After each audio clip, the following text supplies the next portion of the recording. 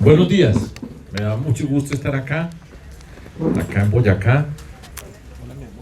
Voy a empezar contándoles algo que probablemente ustedes no saben y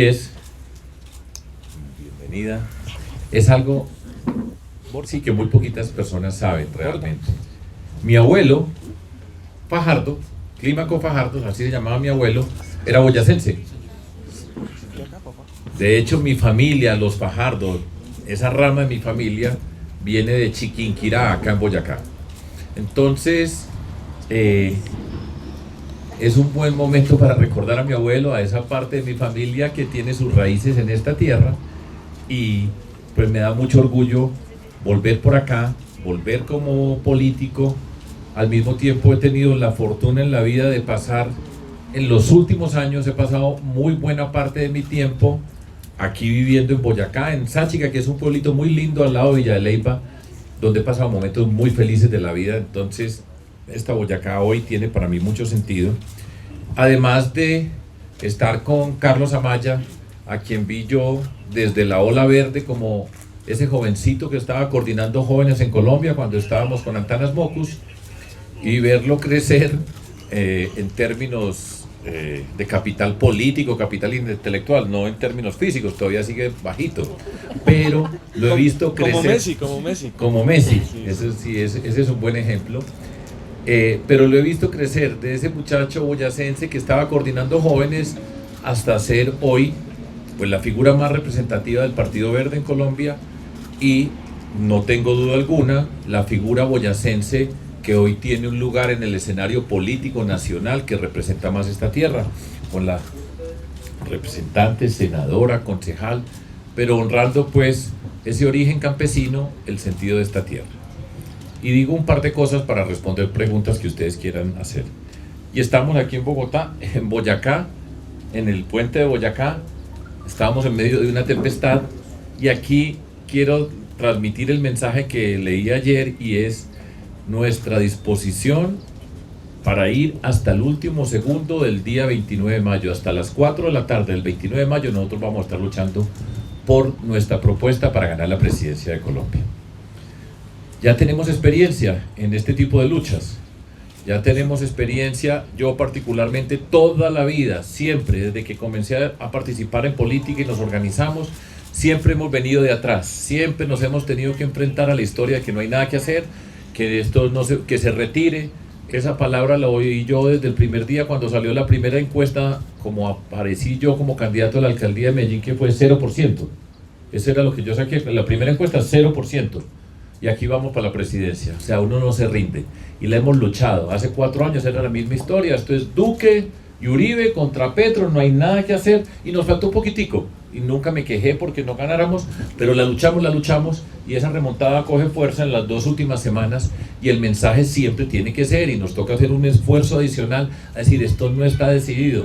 Porque habitualmente quieren poner una condición donde dicen, no hay nada que hacer. No vote por Fajardo porque pues esto está entre este y este, entonces no pierda su voto. Esa historia me la he oído yo 22 años y medio. Y aquí vamos, y aquí seguimos, y les vamos a ganar, y vamos a seguirla luchando por todas partes. Ese es el mensaje. En adición a todo esto, quiero dar un mensaje de la siguiente naturaleza. Nuestra Colombia es hoy una Colombia que tiene mucho miedo, tiene mucha rabia. Colombia es hoy un país triste en muchos sentidos. Todos los días estamos hablando de una confrontación, amenaza de muerte, infiltración, cárceles, narcotráfico. Hoy estamos en esta condición del clan del Golfo que le está diciendo al Estado colombiano, aquí está nuestro poder, y son capaces de paralizar toda una región, la paralizan y le están diciendo, y es un reto a nosotros como sociedad. Entonces siempre estamos con los violentos, los corruptos, agresiones, y Colombia se nos convierte en una Colombia amarga, molesta. Y nosotros tenemos que cuidar a Colombia, y nuestra propuesta es una propuesta de cambio, es una propuesta que tiene la educación y el conocimiento como el eje fundamental de la transformación, para enfrentar los diferentes problemas, para educar a nuestros jóvenes, nuestras jóvenes, para que tengan la capacidad de educarse y un trabajo, para luchar por enfrentar las desigualdades que tiene nuestro país, para ayudar a Colombia a emprender, a luchar contra ese desempleo, en fin, toda una cantidad de cosas, entre otras, parte de lo que nosotros somos es educarnos para aprender a vivir entre nosotros, para aprender que Colombia sea un país decente, que nos podamos respetar, que no haya que agredir al que piensa distinto, no tenemos que estar gritándonos o golpeándonos o maltratándonos porque no pensamos de la misma manera, todo eso somos nosotros. Es una apuesta por la educación como eje de la revolución en Colombia, una apuesta por la decencia. No nos tiene que dar pena a nosotros en Colombia decir que se necesitan gobiernos decentes, con personas honestas. No puede ser que cualquiera de cualquier manera lo que han hecho toda la vida y ahora otra vez pretender gobernarnos a nosotros. Entonces ese es nuestro proyecto político, esa es nuestra apuesta política, esa es nuestra convicción, la capacidad de luchar contra la corrupción y de sacar lo mejor de la gente, de avanzar, de transformar, y nosotros no somos capaces de acercarnos a todos los temas desde esa perspectiva. Tenemos la experiencia, tenemos un grupo de personas, un grupo de fuerzas políticas, la ASI, pues la Alianza Verde, que hoy tiene, como les dije, a Carlos Amaya, la principal figura en el país, por la forma como se ha destacado, liderazgo que se ha ganado, no regalado, a él no le ha tocado nada regalado en la vida, y está el nuevo liberalismo con los hermanos Galán, Dignidad con Jorge Robledo, El País que Queremos con Alejandro Gaviria, Colombia Renaciente con el vicepresidente Luis Gilberto Murillo, que es un ser extraordinario, mi movimiento Compromiso Ciudadano, en fin, estamos desplegados, estamos trabajando, tenemos más fuerza que antes y ese es nuestro reto.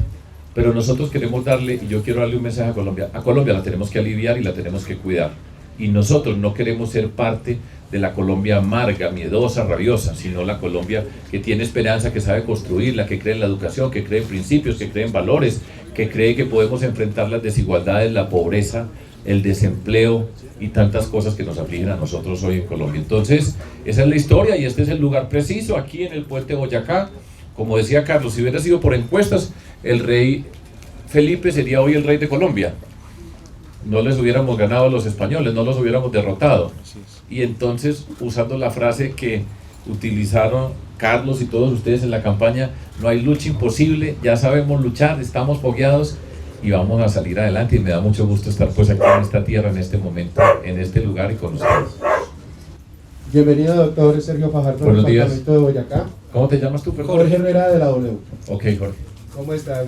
Bien, contento. Doctor Carlos Amaya, Carolina, doctora. Bueno, mi pregunta tiene que ver con eso que usted acaba de mencionar y es la intranquilidad que nos está generando el Clan del Golfo con este paro armado. ¿Cree usted, doctor Fajardo, que el gobierno nacional se apresuró en la extradición de alias Otoniel? Esta pregunta tiene dos componentes. Una, con o sin alias Otoniel, el Clan del Golfo tiene un poder. Además, esto ya pasó. Yo recuerdo que cuando yo empecé la gobernación en el 2012, lo primero que nos tocó fue un paro armado que atrajo el Clan del Golfo desde Urabá, yéndose por todos los departamentos del Caribe hasta Santa Marta. O sea, este es un poder que está establecido, que está retando al Estado, le está diciendo, mire lo que nosotros somos capaces de hacer. Y toda la gente en ese territorio tiene terror. Y toda la gente en ese territorio, y hay más de Colombia, pero en ese particular donde hacen esa demostración de fuerza, tiene miedo. Y eso se sabe desde hace muchos años. Y no hemos sido capaces como país de enfrentar ese clan, y que lo que están demostrando y le están diciendo a Colombia, pero en particular al gobierno, es: se llevaron a este señor, pero aquí estamos. Y eso es un mensaje que es muy distinto. Entonces, yo creo, y lo dije también ayer públicamente, que se necesita la verdad de todos esos criminales que están acá y que al salir de manera precipitada para los Estados Unidos se llevan mucha parte de lo que saben. No que todo lo que ellos digan es cierto, pero hay que escuchar, y la justicia tiene que cotejar y mirar, porque aquí en Colombia hay muchas víctimas y Colombia tiene que pensar en las víctimas de nuestro país. Entonces, dos dimensiones. Uno, está demostrando al Estado, a Colombia, el poder lo tenemos con o sin Otoniel. Aquí estamos. Eso es lo que están diciéndonos a nosotros, y es un reto que nos están haciendo desde hace muchos años y no hemos sido capaces de enfrentarlos y derrotarlos. Y la otra, con los criminales, yo siempre he pensado que es importante que contribuyan con una buena parte de esa información acá. Ya hemos visto cosas, y aprovecho para hacer otro elemento. Hemos visto que salen personas que se van extraditadas, rápidamente recuperan la libertad, negocian con la justicia en los Estados Unidos, Unos se quedan con una nueva vida allá, pero también están regresando muchos. Y todos esos que están regresando, puede que me equivoque por uno, pero no por dos, están regresando a lo mismo que hacían. Entonces, ¿cuál es el propósito de todo esto? Los extraditamos, se van, pagan un tiempo, se devuelven acá a continuar con la criminalidad. Ese es un tema que Colombia tiene que tratar con toda la seriedad. Buenos días, Tania. Buenos días. Precisamente Ingrid Betancourt está diciendo que se aliaría a su campaña si usted se uniría a Rodolfo Hernández. ¿Qué decir al respecto? ¿Qué podría responder? Muchas gracias, Tania. Mire, yo voy a decir lo siguiente. Ayer yo leí un texto donde dije, este es nuestro propósito, esta es nuestra campaña, esto es lo que nosotros le apostamos, esto es lo que significamos, esto es lo que hemos construido, esto es lo que nosotros somos, recogiendo todas nuestras experiencias y todo nuestro trabajo. Y todas las personas que entiendan que la educación es la revolución, que sabemos enfrentar la corrupción, que sabemos generar las condiciones para la transformación de este país, están invitadas a participar con nosotros en este proyecto y nosotros vamos hasta el 29 de mayo. Si Ingrid está de acuerdo con eso, es bienvenida a que apoye este proceso. Y eso es todo lo que yo quiero decir. ¿Le haría una invitación oficial al candidato Rodolfo? Pero es que esto ya es oficial. Esto que estoy haciendo es oficial. Todas las personas. Porque miren, parte de la discusión que hoy tenemos en Colombia, que aprovecho pues para comentar acá con ustedes en este lugar, es, muchas veces se dice, se necesitan las propuestas. ¿Se está discutiendo alguna propuesta? ¿Hay debates? En ninguna parte. Todo el día estamos hablando, amenazado de muerte, infiltrado. Todo el día estamos hablando de una cantidad de cosas, pero nada de política, sino de confrontación, de amargura, de miedos, de rabias. Entonces, la propuesta nuestra tiene otro contenido. Nosotros no queremos ser parte de la Colombia amarga, rabiosa, miedosa, triste, porque Colombia está triste y está muy frágil en nuestro país. Y nosotros queremos y somos la expresión política para cuidar a esa Colombia que sabe gobernar. Tenemos la experiencia de diferentes grupos que estamos participando, tenemos el conocimiento, tenemos la convicción, tenemos la propuesta. Miren las propuestas de los otros candidatos y compárenla. Y voy a decir algo y tómenlo, pues, o lo digo con todo el orgullo. Nosotros tenemos la mejor propuesta para este país, no me debe dar pena decirlo. Y no es por creído, es porque tenemos la mejor propuesta, mejor construida, mejor elaborada. Entonces, la invitación es a que nos apoyen las personas que crean en esto y muchas personas de Colombia. Candidato Edwin Camargo de 7N Noticias y Cable Noticias. Usualmente los presidentes vienen a este escenario a posesionarse, pero se olvidan de nuestro territorio. Los boyacenses, los campesinos de nuestra tierra, viven afectados porque son los que menos ganan en su cadena productiva, son los intermediarios los que se quedan con el dinero. A los mineros en Boyacá los persiguen, desde el mismo Estado les impide ejercer su profesión, pero no les ayudan a legalizar ni a normalizar sus condiciones laborales. Y cada día Boyacá se convierte en un territorio más inseguro.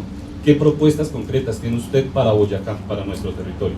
¿Y qué va a pasar si se posesiona aquí? ¿Nos olvida o nos apoya durante 4 años? Bueno, esa pregunta está fácil, pero la voy a responder con cuidado porque lo primero, y ya lo dije cuando estaba comentando en la introducción, yo particularmente estoy pasando una buena parte de mi tiempo, de mi vida en Boyacá. O sea que, y además por aquí paso siempre que vengo para Sáchica, exactamente allí es la desviación para Samacá. O sea que esto no se me ha olvidado, ni se me va a olvidar, ni voy a dejar de pasar por acá. Y yo espero que la vida me dé la oportunidad de terminar en esta tierra que me hace feliz con la persona que soy feliz. Primer punto. Entonces eso no va a pasar nunca. Puedo responder de la manera más fácil, pero es potente. En este proyecto político en el que yo lidero, este señor que tengo aquí a mi mano izquierda se llama Carlos Amaya. Aquí están las personas, otras personas que hacen parte de todo esto, que es protagonista principal de toda esta construcción de esta coalición. Y él, Carlos Amaya, representa, pues en primera instancia a Boyacá, y tiene que representar a todo Colombia, pero todos esos problemas que estás diciendo los conocemos, los tenemos estudiados y los vamos a resolver a partir del conocimiento. Tenemos la gran propuesta como eje del desarrollo en Colombia, el desarrollo rural, en particular el desarrollo de la agricultura, con los centros de investigación, el de agricultura, con investigación, innovación, para hacer, entre otras cosas, de nuestro país de desarrollar en nuestro país la capacidad de producir nuestros alimentos, para consumir nuestros alimentos y para exportar nuestros alimentos. Y Boyacá es el primer lugar como despensa de Colombia, es precisamente Boyacá, o sea que es en este lugar. Al mismo tiempo, la educación rural, la nueva generación rural, que es parte de nuestro proyecto. Ya fuimos gobernadores, yo tuve la experiencia gobernando y conocemos que muchos no tienen ni idea de qué es lo que están hablando cuando hablan de un territorio de esta naturaleza. Entonces el nuevo proyecto de educación rural, para que el mundo campesino, la educación esté asociada con su entorno, desarrollando las herramientas tecnológicas, la necesaria intervención del Estado para construir las vías, los distritos de riego, traer la ciencia, todo eso articulado con el gobierno nacional. Nosotros entendemos de minería, Boyacá y Antioquia tenemos ciertas similitudes, y entender esa minería y saber, nosotros no vamos a acabar con la minería, como otros que dicen, esto se acabó a partir de hoy.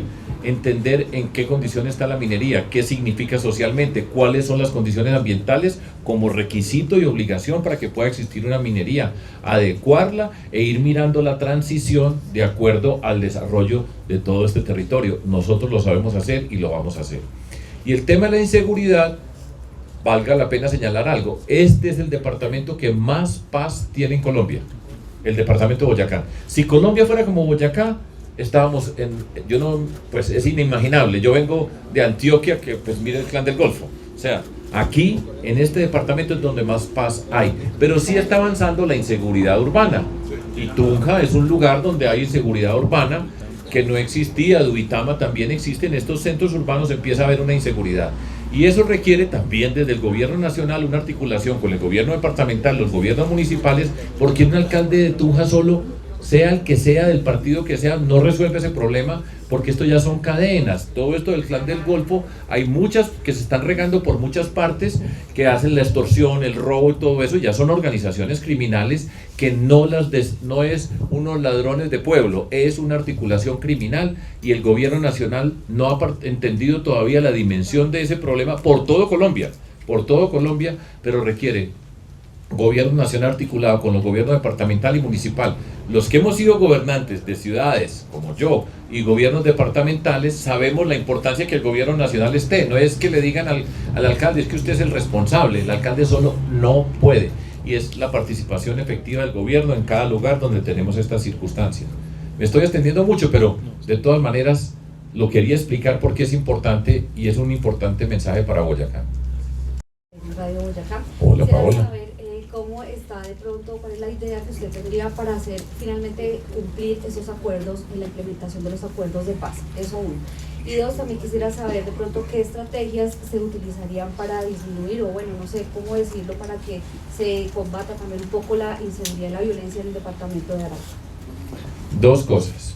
Uno, los acuerdos de paz. La primera condición para los acuerdos de paz es la voluntad política, creer en la construcción de la paz. Este gobierno, de Iván Duque, llegó al poder porque estaba en contra de los acuerdos de paz, y llegaron a gobernar contra los acuerdos de paz. Le has puesto un poco de maquillaje para lucirse ante el mundo diciendo que están construyendo la paz, porque el mundo nos mira a nosotros alrededor del tema de la paz.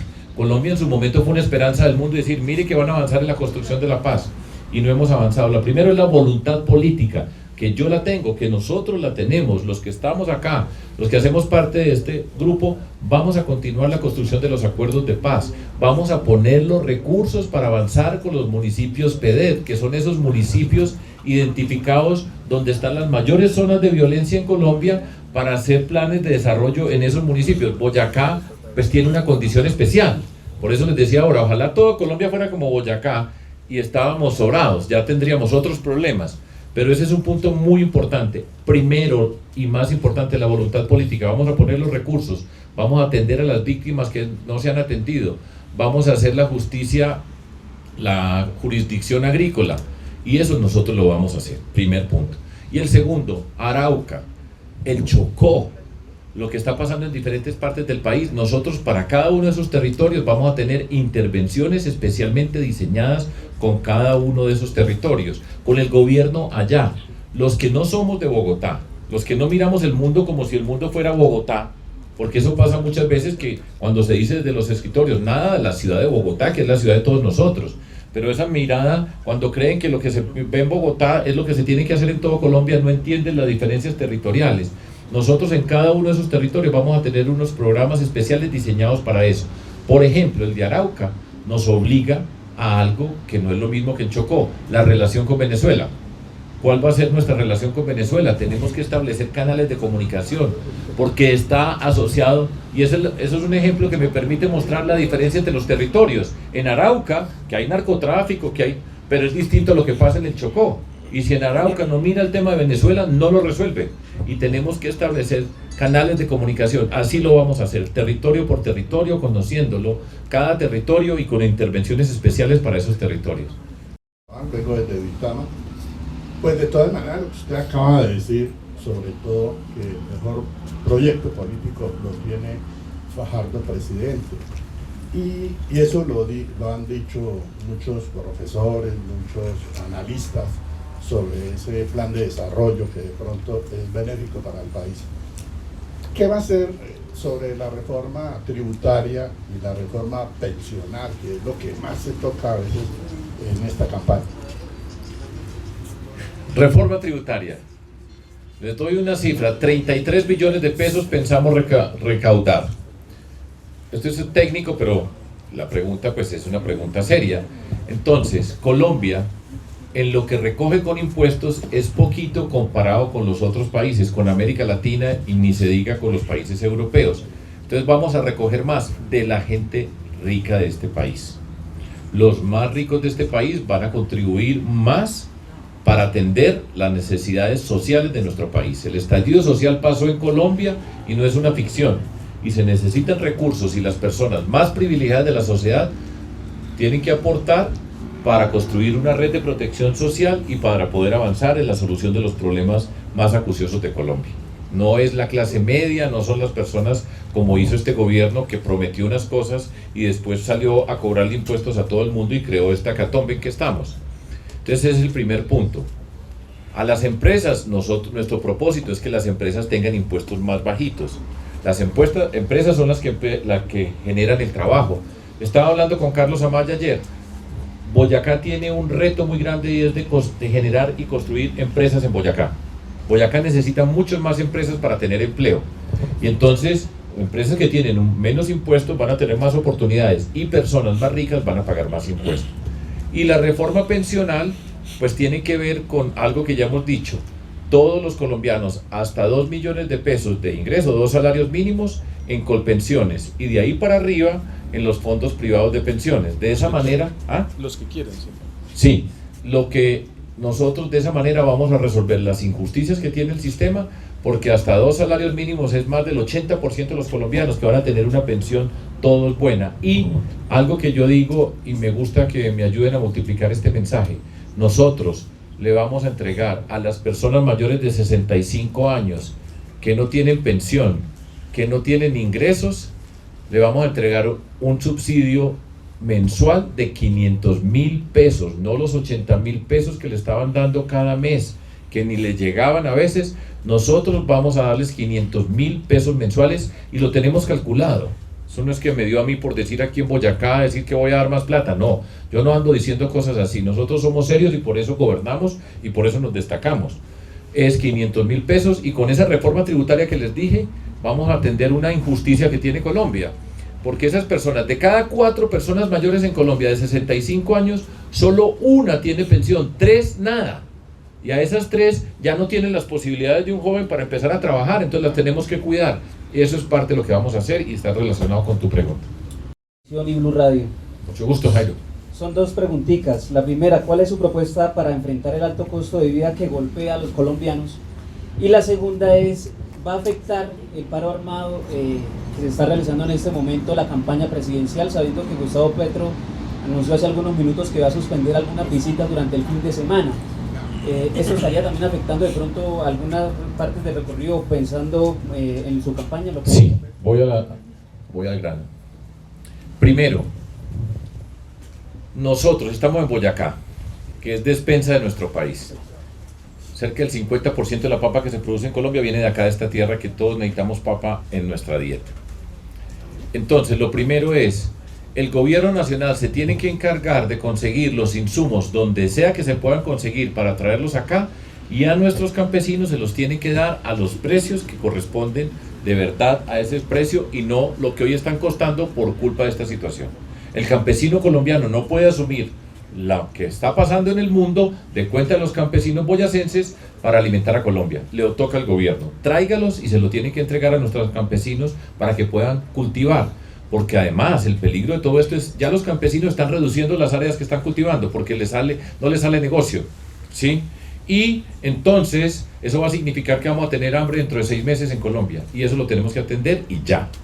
2, acercar la producción campesina a los consumidores. Ya eso se ha trabajado acá en Boyacá y es un proyecto que tenemos que avanzar nosotros, porque esa injusticia que está desde siempre, pero hoy es más que nunca prioritaria, y es que lo que produce el campesino no pase por tantos costos intermedios para llegar a las personas.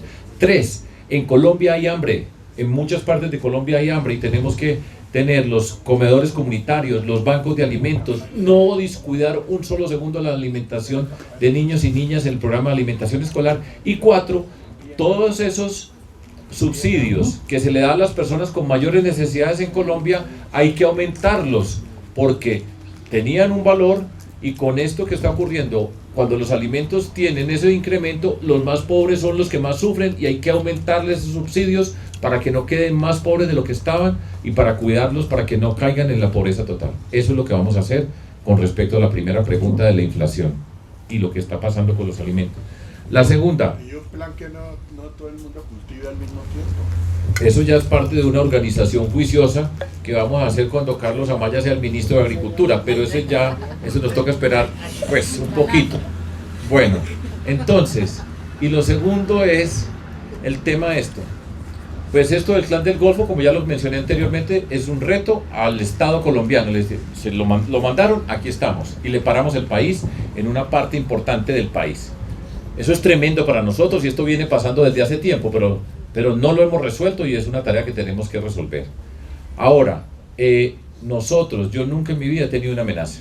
Y he ido, pues ustedes están aquí, miren, ustedes se pueden acercar a mí, me pueden llegar, tocar, hablar con nosotros a 15 centímetros, y así hemos hecho la política siempre.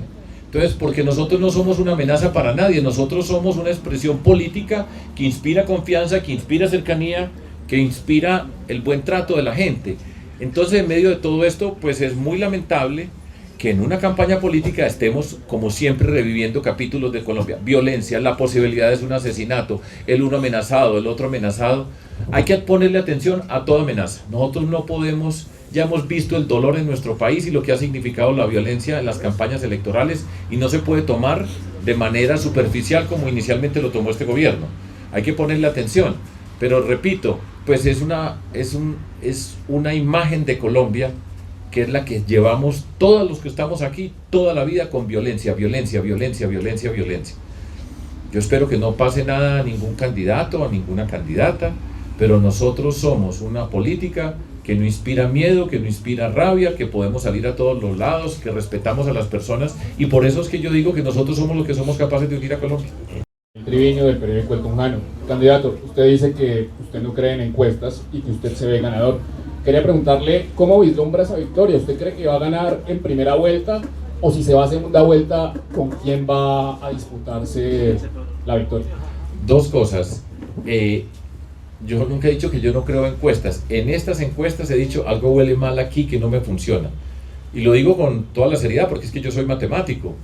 Y no solamente matemático, sino que yo soy profesor, y siendo profesor soy capaz de probar el teorema que se utiliza para justificar las encuestas. O sea, yo sería un irresponsable con mi ciencia, con mis matemáticas, con la probabilidad, decir que yo no creo en eso. Yo creo en las encuestas, pero las encuestas tienen que tener una regulación y tienen que tener unas miradas para poder garantizarnos que es una buena encuesta. Es distinto, entonces quiero señalar eso. Segundo, el reto que tenemos político, ya lo he explicado, a mí siempre en las encuestas, cuando ya hemos estado en la competición electoral, siempre me ha tocado venir de atrás. Hace 4 años lo mismo. Ejemplo, hace 4 años estaba a 16 puntos de Gustavo Petro, que era el segundo, ¿sí? Y me decían, imposible, eso ya es Duque con Uribe contra Petro, Colombia no le cabe más y esta es la confrontación. Y yo terminé el día de las elecciones a un punto de Petro. 200.000 votos. Eso lo hago para ilustrar cuando nos dicen que esto ya está definido, que es lo que nos están diciendo todo el tiempo. Y están utilizando las encuestas para decir aquí ya no hay más. Esta es la primera vuelta. En la primera vuelta hay 8 candidatos, creo que somos 8 personas. Y usted mira y escoge. Ya la segunda vuelta quedan 2 y ahí decide. Y lo que quieren es adelantarnos la segunda vuelta para ahora para decir no hay nadie más. Mire, eso es Petro o Fico.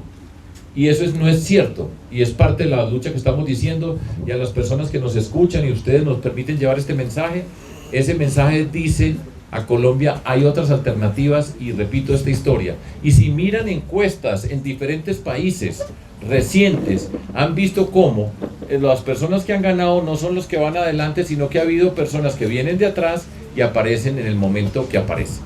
Entonces esa es la condición. En términos políticos, nosotros para llegar a la segunda vuelta le vamos a ganar a Fico. Y en la segunda vuelta nos enfrentamos con Gustavo Petro.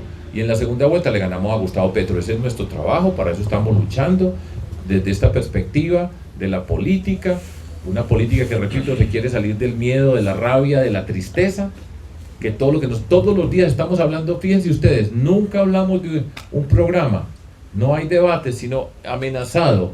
En la cárcel pasó algo, alguien está por acá. Esa Colombia no nos sirve a nosotros somos otra Colombia y por eso les invito, voten por nosotros, no se asusten, no se dejen amilanar, no digan, no, es que pierde el voto, aquí nadie pierde el voto. Cuando uno vota por principios y por lo que cree y lo quiere, en la primera vuelta no pierde nada. Hacerle 3 preguntas como usted diría muy rápidamente. Ok. Primero, le estaba escuchando atentamente hablar sobre la creación de empresas en el departamento de Boyacá. Es una promesa que hemos tenido hace muchos años, muchísimos años. Sí. Y Boyacá no es un departamento que logre crear empresas y mucho menos que logre garantizar empleo ni a los adultos y mucho menos a los jóvenes. Yo quisiera preguntarle, doctor Sergio, ¿cómo garantizarle eso al departamento de Boyacá y al país cuando los jóvenes son determinantes en esta contienda electoral? La segunda pregunta que tengo, o más que pregunta, doctor Sergio, es que usted le cuente al país qué hace la diferencia en su propuesta. Usted no se equivoca al decir que es la mejor propuesta que tiene para llegar a la presidencia de la República, pero yo quisiera saber qué hace diferente la propuesta de Sergio Fajardo en cuanto a jóvenes, en cuanto a educación, en cuanto a lo que sea, pero cuál es ese punto que realmente nosotros podemos decir, este es mi presidente y realmente es la propuesta que vale la pena. Y por último, doctor Sergio, quiero preguntarle... Son 3 preguntas rápidas. Dele, Ángela, tranquila. Bueno, pues las respuestas de pronto son más rápidas. Lo último es, ¿qué opina de la caída de la ley de garantías nuevamente? Bueno, voy a arrancar con la ley de garantías, que es la más fácil. La más rápida, digo. No necesariamente, no es la más fácil. Mire, lo que hicieron el gobierno nacional, el presidente de la República con el Congreso fue trampa, corrupción. Sabían que esto iba a pasar. Sabía que esta ley se iba a caer, pero con la cultura del atajo, la cultura de la ilegalidad, dicen, pongamos la ley, mientras que la Corte Constitucional la declara, la tumba, entonces la utilizan, porque hay ese espacio. La ponen, la utilizan y después la tumban y dicen, bueno, pero ya pasó. Entonces, lo que hicieron aquí fue trampa deliberada. ¿Dónde están los 3 billones y pico de pesos que por medio de esa ley de garantías pusieron a circular por todos los departamentos? Los contratos que se hicieron, ¿dónde están? ¿Dónde está esa plata? ¿Alguien lo está revisando? No lo está revisando nadie. Es trampa y eso es trampa, es elegante, eso es corrupción y tienen una responsabilidad política. Repito, mientras que responden, ya han pasado las elecciones, influencian las elecciones y no hay derecho a que hagan eso en Colombia. Eso es lo que yo pienso sobre lo que hicieron. Estaba cantado. Eso es una irresponsabilidad porque el presidente de la República es el primer educador, tiene que dar ejemplo y aquí lo que están haciendo es trampa. No hay derecho de eso en Colombia.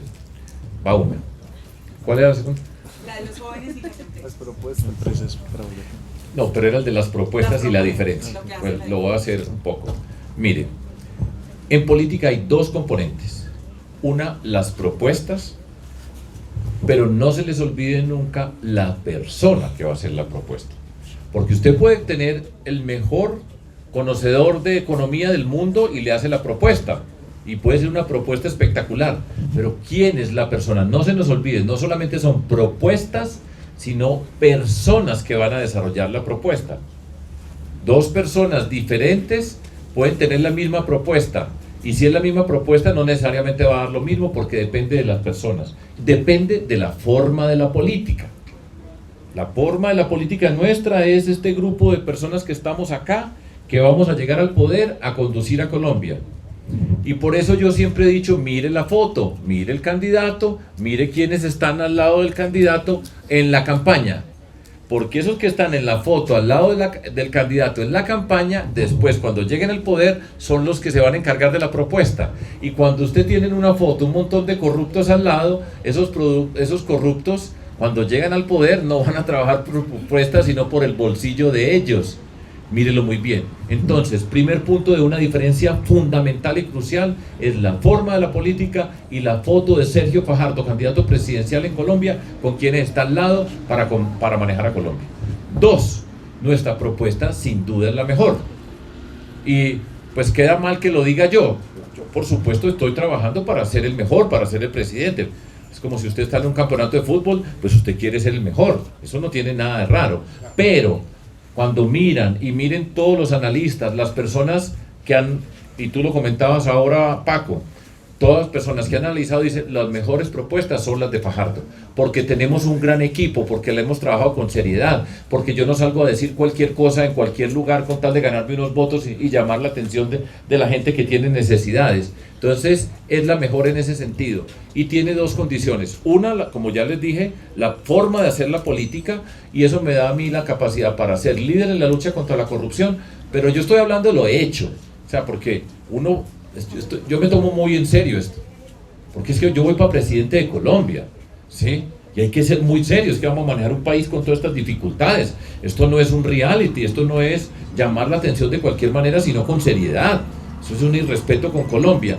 Y nosotros tenemos la mejor propuesta de educación, de ciencia, tecnología, de desarrollo rural en nuestro país. Tenemos la mejor propuesta para luchar por la igualdad de las mujeres en nuestro país. Tenemos la mejor propuesta ambiental, la tenemos. Y en todo eso tiene un eje que es la educación y el conocimiento en todas las esferas de la vida, para luchar contra las desigualdades, para luchar contra la pobreza, para generar empleo. Eso lo tenemos nosotros. Y está sujeto al escrutinio y estoy dispuesto al debate en cualquier lugar para demostrar. Y la primera era empresas en Boyacá. Y en general empresas, yo todavía no me acostumbro, yo como les digo, yo llevo mucho tiempo acá en Boyacá y paso mucho tiempo y como les dije, pues estoy muy feliz, es un momento feliz de mi vida. Pero no me acostumbro a decir como es Carlos que dice Angelita, yo no soy capaz de decirle a Angelita, Ángela. Eso. No, y ese es un trato muy cariñoso de Carlos, ese diminutivo boyacense que no lo tengo yo, a ver si lo voy diciendo, a lo mejor dentro de unos años estaré diciendo su merced también, ¿cierto?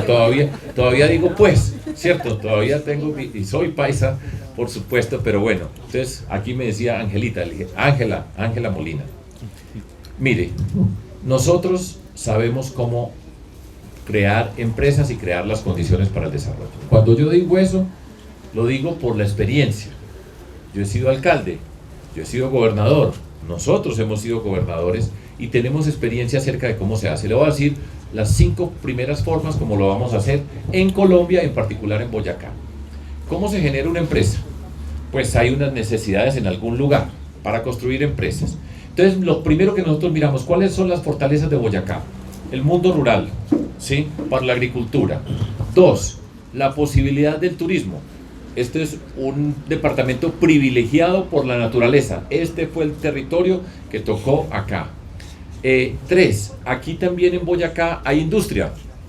El corredor de Tunja con Duitama, con Sogamoso, es un corredor que tiene capacidad industrial. También hay servicios y también hay minería acá en este territorio. Entonces, fíjense, los grandes centros nacionales de investigación y de innovación que vamos a hacer son al mundo de la agricultura. Ya lo dije, nosotros vamos a producir alimentos, vamos a consumir nuestros alimentos y vamos además a exportar alimentos. Y le vamos a poner todo el conocimiento, toda la ciencia, y ahí vamos a abrir un gran capítulo de la creación de nuevas empresas para Colombia, empezando por las empresas de insumos. Nosotros las vamos a hacer en Colombia con el apoyo del Estado colombiano, porque nosotros tenemos que garantizar que nos alimentamos. Ese es uno. Otro está el de la salud. Otro, transición energética y cambio climático. Aquí hay que mirar la transición energética, el tema del carbón, por ejemplo, que es un producto, y tenemos que ser capaces de hacerlo teniendo en cuenta las condiciones ambientales, teniendo en cuenta el valor que tiene la minería para el pueblo boyacense, los recursos para cuidar lo ambiental y cuidar a las personas, y también será parte de este departamento. El parte de biodiversidad y bioeconomía, el turismo ecológico es una clave, no solamente ecológico, sino el turismo para todo Boyacá. Y ese es uno de nuestros grandes proyectos de país, también se va a vincular, y en cada que usted investiga, identifica, genera nuevas empresas. Y tenemos que hacer algo que quiero explicar acá, y yo lo conversaba con Carlos. Yo le preguntaba, la UPTC, ¿qué tanto está relacionada con el tema de la agricultura y estas riquezas de Boyacá? Y me dice, le falta mucha interacción. Entonces tenemos que hacer que la educación de acá, que además ya hablamos de las bondades de Boyacá, de la paz de Boyacá, que no se tiene. Hay inseguridad urbana, pero comparado con el resto del país, este es el paraíso.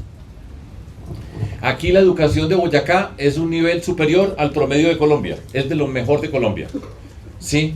Y tenemos que utilizar la universidad, el conocimiento de Boyacá para que esté asociado con estos temas. Porque si la universidad no trabaja estos temas, entonces no va a coger Boyacá la fuerza que tiene que coger. Y en ese proyecto, investigación, innovación, las universidades las vamos a fortalecer alrededor para que sean parte de eso. Entonces aquí tenemos que traer a la universidad, a la educación superior, todos estos temas para que estén acá, ¿sí? Y eso es parte de la forma como vamos a crear empresas. Entonces en cada proyecto, generación de nuevas empresas.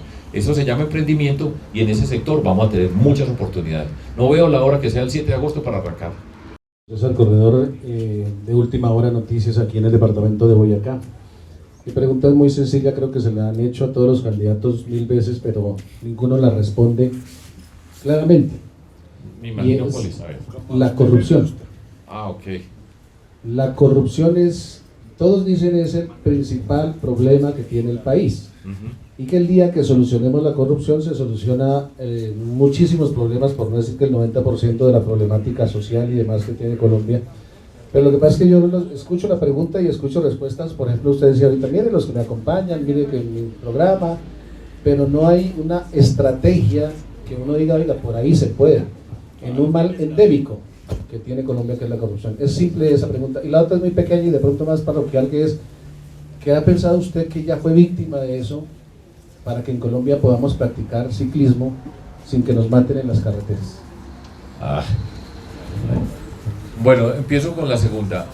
Nosotros, pues yo soy ciclista, y aquí evidentemente sabe dónde he estado yo. Mi cuñada fue atropellada por un camión subiendo a Santa Sofía, y ahí murió, tremendo drama, durísimo evento pues en términos familiares. Pero tenemos que seguir avanzando pues en la educación vial, en el respeto por los ciclistas. Aquí en Boyacá hay que seguir avanzando, y se ha avanzado muchísimo en el plan vial, pero todo ese plan vial tiene que tener espacios, y Boyacá tiene que ser también pionero en eso, en ir ampliando las vías para que haya el espacio para las bicicletas. Eso es parte de una forma de entender el desarrollo, y es necesario por todo Colombia, porque además en esta vía de Bogotá acá es donde hemos visto varios ejemplos. Por el Cisca, un camión atropelló a una persona, Egan se accidentó por acá, en fin, y eso hace parte pues del mundo del deporte. A los que nos gusta el ciclismo, también tenemos que educar a los ciclistas, porque muchas veces los ciclistas no somos cuidadosos, y también es una educación, pero fundamentalmente ese programa de prevención vial. Y el tema de la corrupción, me encanta que me lo pregunten. Yo seguro todos pueden hablar de corrupción, todos, ¿sí? Pero no hay uno que pueda decir que fue el mejor en la lucha contra la corrupción gobernando. Y aquí está sentado con ustedes. O sea, yo estoy aquí sentado porque habitualmente, ¿qué es lo que le dicen los que están participando? Él dice, voy a poner una ley, y el corrupto, cadena perpetua, toda una cantidad de cosas, leyes y leyes y leyes. Y lo que no se sabe muchas veces es que las leyes están. En Colombia creemos que con una ley se resuelve un problema, pero es que las leyes no se respetan en Colombia, hay mucha impunidad. Entonces yo le puedo decir varias cosas de lo que nosotros hicimos, que yo voy a hacer porque las he hecho. sea, repito, hay una diferencia ahí, sí te voy a decir qué diferencia es, porque yo fui escogido el mejor y el primero en la lucha contra la corrupción, y ello se llama transparencia. Entonces, primero, ¿qué vamos a hacer para arrancar? Para arrancar. Lo primero, cada ministro va a hacer público lo que recibe de este gobierno. Ahí viene un programa de este gobierno, no solo la ley de regalías, sino que quiere cambiar la información que se va a dar para entregarle al próximo presidente. Nunca se había hablado de eso. Nos tiene que entregar todo. Entonces, lo primero es, cada ministro dice, esto fue lo que yo recibí, mire lo que yo tengo aquí. Ese es el primer paso, porque cuando pone el primer paso, le estamos mostrando al país, mire lo que estamos viendo. ¿Ustedes han visto alguna vez que el presidente que llega le diga a Colombia, mire lo que yo recibí, esto fue? Nunca se sabe. Entonces uno nunca sabe qué es lo que está pasando, primer paso. 2, vamos a separar, ya lo hicimos como propuesta, solamente lo enuncio, la condición siguiente, y es los organismos de control. El fiscal no va a ser de mi bolsillo, el contralor no va a ser de mi bolsillo, la procuraduría no va a ser de mi bolsillo, porque si usted los tiene de bolsillo, no hay lucha contra la corrupción. Si el fiscal es de mi bolsillo, no va a investigar mi gobierno. Y si el fiscal trabajaba en el gobierno y era el amigo del presidente, como está pasando acá, al gobierno no lo investiga. ¿Dónde están los 70.000 millones de pesos que se robaron? ¿Cuánto hemos avanzado en esas investigaciones? ¿Alguien sabe? Nada.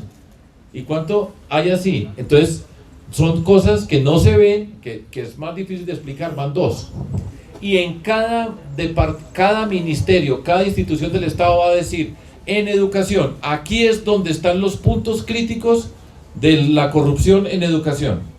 Entonces todo el mundo va a decir el PAE, listo, el PAE. ¿Dónde más roban en educación? La mayoría de la gente no sabe. El FIE, que es el Fondo de Infraestructura Educativa. El Fondo de Infraestructura, van 2. ¿Hay más? Sí hay más. Entonces lo vamos a hacer públicos cada uno. Y, bueno, pero ahí uno los puede señalar, lo mismo que en salud, en cada área dice, estos son.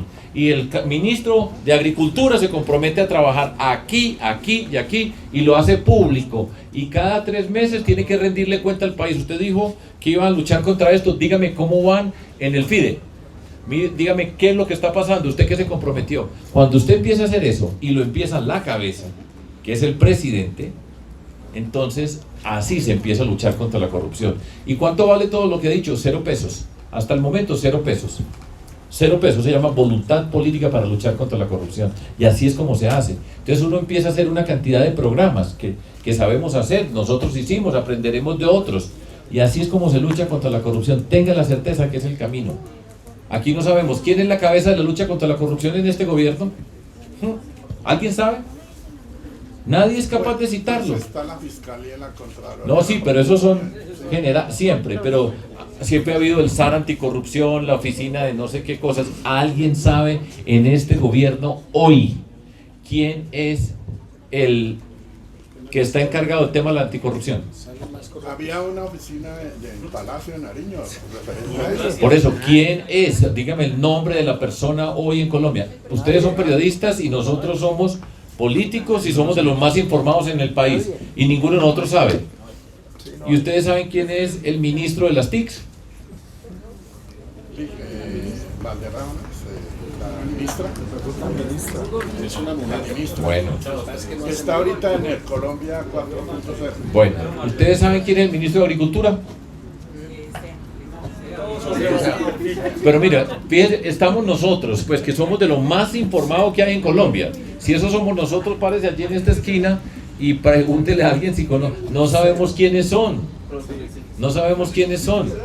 Y esos son los que luchan contra la corrupción. ¿Cómo le parece? Para eso hay que hacer una reforma a la justicia.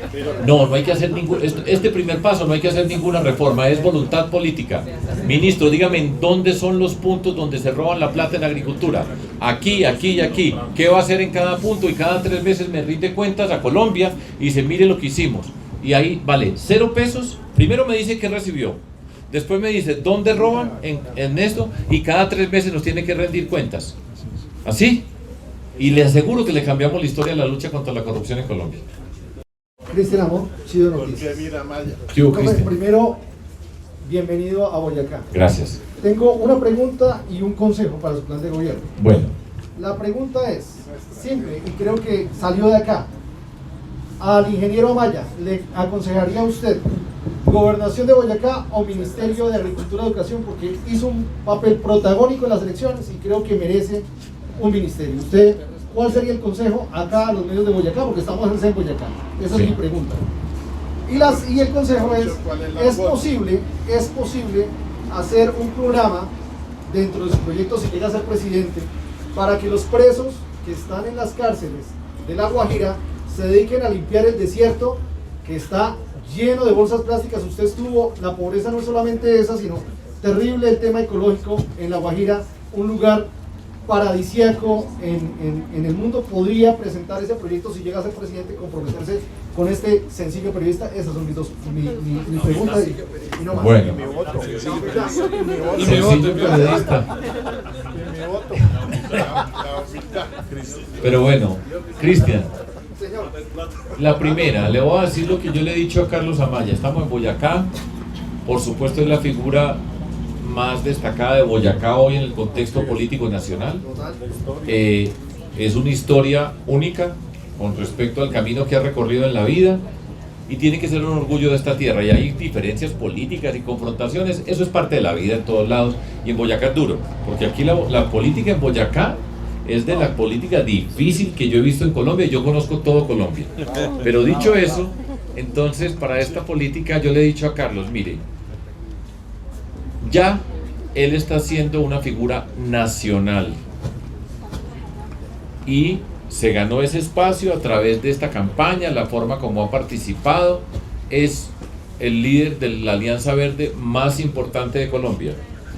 Entonces tiene en este momento en sus manos muchas posibilidades. Y siempre le digo, ojo Carlos, mantenga los pies en la tierra, porque ha llegado muy lejos, más rápido que la mayoría de todos nosotros en Colombia. Muy rápido. Tiene la inteligencia, tiene la experiencia, tiene la malicia boyacense para todo este mundo, ¿sí? Que yo no la tengo, a mí esa parte no me tocó. Astucia boyacense. Astucia boyacense, pues. Malicia, astucia, inteligencia boyacense, como le quiera poner, ¿sí? Entonces le digo, vaya con mucho cuidado, porque en este mundo usted puede subir muy rápido y puede caer muy rápido, y tiene que tener la inteligencia, la sabiduría, la condición humana para entender lo que está haciendo. Yo no tengo la menor duda que ya está preparado para ser ministro, y yo espero ser presidente y que sea ministro. Se lo merece, yo no estoy siendo injusto con nadie, se lo merece, hace parte de la coalición, lo ha luchado, tiene la formación, tiene los créditos, y nunca deje de tener los pies en la tierra, porque lo tienen que cuidar, porque repito, va a una velocidad que yo nunca en la vida estuve a esa velocidad en términos de la política, y nadie en la figura, no hay una figura política hoy como él acá. Y entonces, que yo le pueda servir en la vida, yo le llevo casi 30 años, que les pueda servir de consejo y decir, ojo con la experiencia, la sabiduría para manejar el poder, porque eso es, y a ustedes también se los digo que están ahí, yo ya soy mayor, yo creo que soy el mayor de todos los que estamos aquí. No, yo tengo más años. ¿Cuántos? 70 y... Ah, bueno, segundo. No, pues, olvídese. Pero bueno, lo digo con toda la seriedad. Lo digo, aquí yo estoy contento y estamos y charlamos y todo eso y está bien y tenemos que charlar, pero lo que le dije es muy serio y se lo he dicho a él. Muchas oportunidades, cuando uno está brillando lo buscan de todos lados, muchas ofertas, muchas tentaciones, sabiduría, humildad, que va muy bien, pero que no. Yo considero que ya es una figura nacional y el ministerio sería parte de eso. ¿Qué más tengo qué más preguntas? Ah, lo de La Guajira, miren. La propuesta. A los presos a recoger basura en La Guajira, que eso está terrible. En todo el país. Imaginen, todos se cogen su basura y salen corriendo para Venezuela.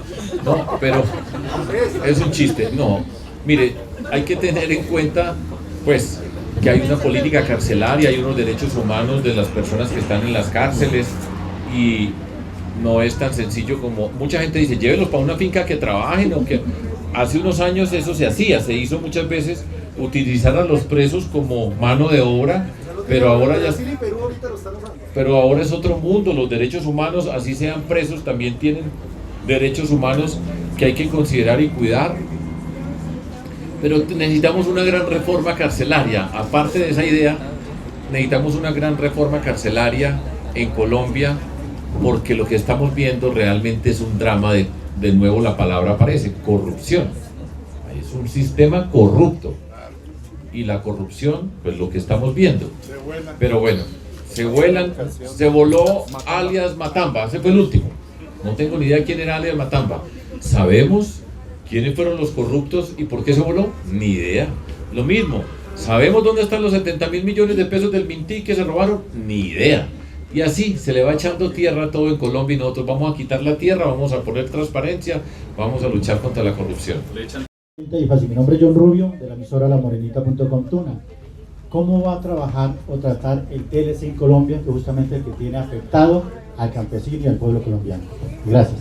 Sí, ya les dije, nosotros vamos a hacer un gran proyecto de seguridad alimentaria. Seguridad alimentaria significa nosotros vamos a hacer nuestros cultivos para alimentarnos nosotros y no solamente eso, sino para exportar, ¿sí? Y eso nos obliga a revisar las relaciones de los tratados de libre comercio con otros países. Y los tenemos que revisar, ver si hay una competencia desleal. Porque en muchos países los productos ya están subsidiados, entonces salen mucho más baratos que el que nosotros tenemos acá que no está subsidiado.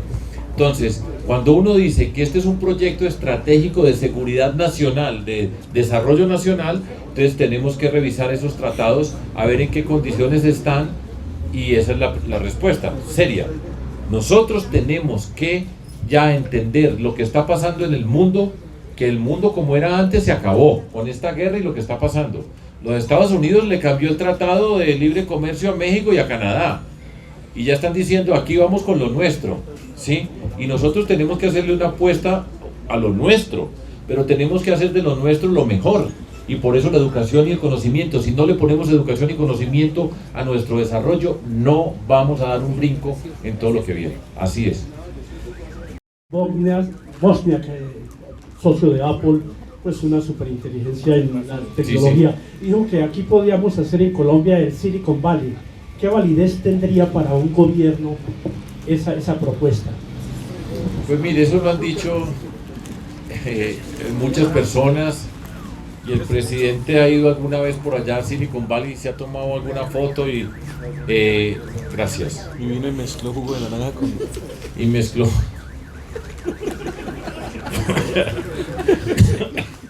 No, bueno, vamos a ponerle, estamos contentos. Pero bueno, lo que quiero decir es, mire, nosotros le vamos a aportar a estos centros de desarrollo, de investigación y de innovación. Incorporamos el desarrollo tecnológico, tiene que ser una parte del desarrollo tecnológico. En Medellín se ha propuesto tener un desarrollo de tecnología alrededor de esos conceptos. Nosotros podemos tener y tenemos que tener mucha tecnología en muchas partes de Colombia. Es que este mundo digital nos dio una lección muy grande, porque lo digital vino para quedarse, ¿sí?